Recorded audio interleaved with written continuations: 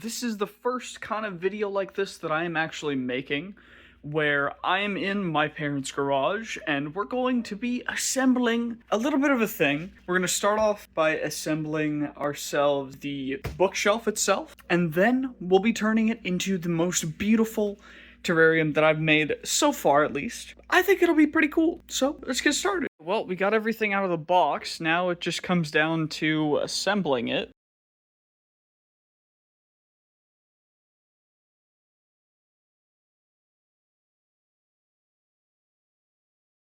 This is a part that I wanted to make sure that I got with my camera on my phone, just so I could show exactly what I'm doing. With this, there would usually be the bottom, then the middle, and then there's two shelves. We're taking those two shelves out so that we can have increased space for each of the terrariums, because this is going to be a double-decker terrarium, and so we're just taking those shelves out, and that means that we are eliminating these, number 11, this step. So we're just completely taking that out so that we can then have 2 terrariums instead of 4.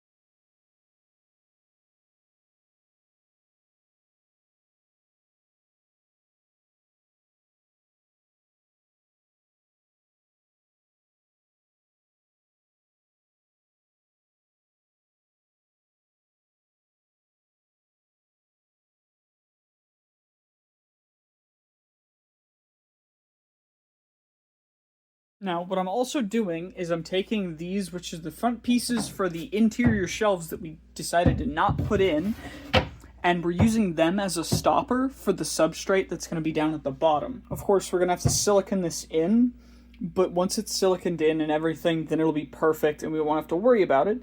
But it's just a good substrate barrier. It's about 1.5 inches, which is like perfect, because that's all that we need at the front since we're going to slope it up to the back, and overall it should be absolutely great. Okay, we got the full bookshelf pretty much done, and then we've got the doors. Now, I'm not going to complete the doors because I'd be putting them into the actual thing, because I need to seal the interior. And so to do that, we're actually going to do a couple of different steps.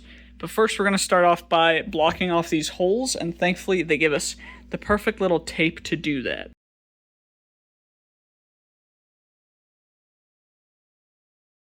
As you could probably see, we're getting a little light bleed through, and this is kind of being able to be pushed back. So what I'm going to have to do is I'm going to have to probably tape. We go all taped up, everything's good in the back now. Now all we got to do is silicone these guys in, and then what we're going to do from there is I'm going to silicone all of the edges, and the entire interior is going to get epoxied, because that way the moisture will be kept in, and it won't seep into this, because this is like MDF or whatever, and it'll just disintegrate if it gets wet. So that's why we got to silicone the edges. That's why we got to do everything that we're doing. That's why we got to epoxy it.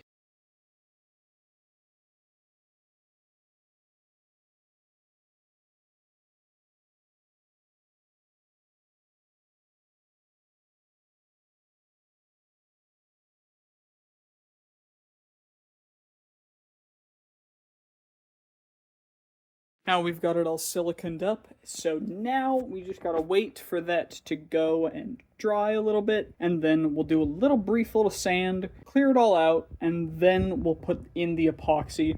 But what I also need to do is drill holes for the misting system. That should be just fine, but also for cables and everything else, like cables for lighting and such.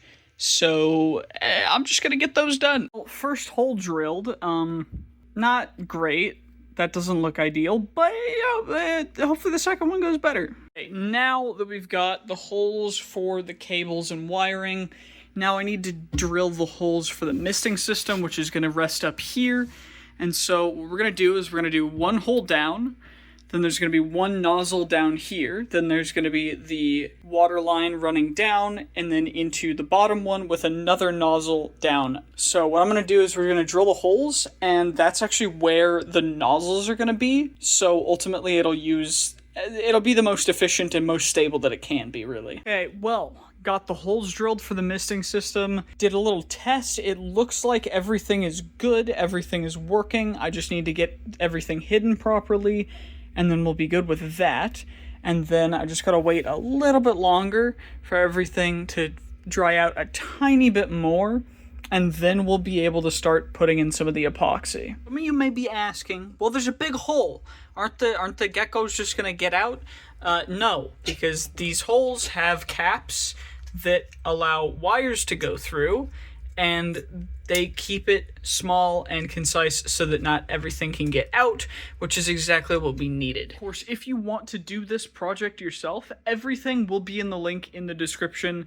It'll all be affiliate links, so I will get a little bit of commission if you do end up wanting to do this, but overall, I think it's a really good idea if you want to make something that looks relatively nice and also will function pretty darn well. Okay, everything's fairly dry now, so now we can actually get started on epoxying the interior. What I'm going to do first, though, is I'm going to make sure that the lines are fully drained, and then we're going to actually take them out and then lay it on its back so that everything can be just as good as it can be. Okay, got it laid down. Now I just got to mix the epoxy. I am just using craft epoxy because it will cure faster, which means I can put more layers on. Now, I could, in theory, use marine epoxy, but it is more expensive. And so for this project, it honestly doesn't make that big of a difference. We're just going to go with it. We're going to start lathering it on.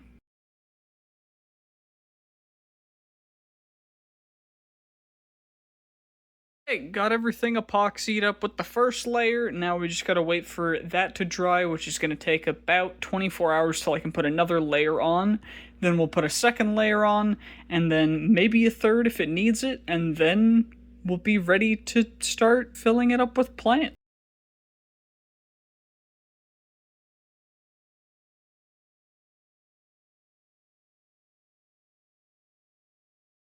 Okay, so first coat of the epoxy has dried. Unfortunately, I didn't sand it hard enough, so there's some patches, especially on the bottom, that have a little bit of gaps, but thankfully that is already stuff that I coated with a tiny bit of waterproofing, so this is fairly waterproof.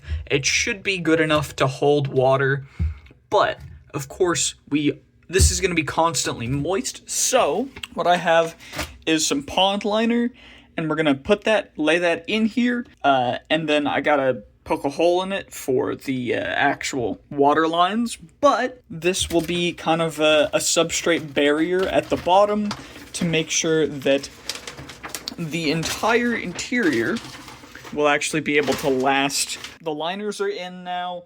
Now what we gotta do is get the misting system in. I did poke a little hole. You can't really see it because I did a little bit of an X, but it is there. So now we're going to get the misting system set up, and then we're going to be doing one more coat of the epoxy, just as kind of a way to more connect the liner to the actual enclosure itself. And then we're going to work on the next part, which will be attaching the heat mats. Okay, well, I secured the heat pad. I haven't applied the next layer of epoxy yet, because what I'm actually going to do first is I'm going to be doing a little bit of great stuff foaming, because ultimately I want this to be as sealed as possible for water. So I'm just going to put a little bit in the gaps just so that we can have a fully sealed. Well, I've got a little bit of a coating on there. It's literally just for texture and to keep everything in place so that it'll set and settle really well. That's the whole reason why I'm doing that. Of course, we got that sealed up as well. And we're going to actually primer this. I'm not going to paint it. I'm just going to primer a quick layer of primer after it dries a little bit, and then we will epoxy it. It's going to be gray, but it's the background, so I'm not super concerned. I'm just going to do kind of like from here and then back to the other side is just going to be gray, and it's just going to look, how I want it to look. Okay, got the quick layer on. Honestly, it looks kind of exactly how I wanted it to look. Just a little bit of texture, nothing crazy. It's just the backdrop, so it doesn't need to be anything nuts. Now it's just a nice gray, We've got the wood walls, of course, because I didn't want to accidentally get some of the paint on the dust and everything. And, yeah. Okay, got the layer of epoxy on, and then we're going to do a finishing coat of seal to make sure that there's no toxins left, because, of course, spray paint usually fairly toxic, so you want to make sure that that's completely out of it before you put any reptiles or any plants in there, because it'll actually affect plants pretty bad too. Now we've got that, and now we just have to wait until it's ready for substrate, or rather for the drainage layer, then substrate, and then everything else. Okay, so now we've got the substrate in. Of course, always when you're putting your substrate in, the best thing to do is to wet it down so that you can actually get it moist and start building up the humidity inside of the enclosure. Thankfully, since all of the walls are completely waterproof, you can see the beads of the epoxy and everything on the back, and the reason why is because I decided to leave it that way. You can always sand it and apply another coat. I really like that kind of texture of the rain. It looks like rain streaming down a window. I really liked it. Yeah, make sure that your enclosure is completely watertight before you start putting in all the substrate and the stuff. Thankfully, these ones were completely waterproof. Of course, that can be an issue, so make sure that you do that. Okay, well, did a little bit of planting. We've got some creeping jenny, and then I forget what this plant's called. We got some beautiful pothos, some snake plants, and then I do have some mosses that were gathered in a forest around. But those are the plants that we're going with right now. I do have a couple of creeping figs coming in. And then we've got cork, which will fill up most of the space, which are coming in hopefully relatively soon, so we'll be able to get those in. I'm not going to be doing a big hardscape because I want it to be cork so that I can move things around, and I am currently doing a couple tests. Thankfully, the heat panels are not super hot. They're just seedling heat mats, so they do heat it up to 80, 90, but that just feels like a nice hotter spot. And then we've got the cooler spot over here, which is perfect.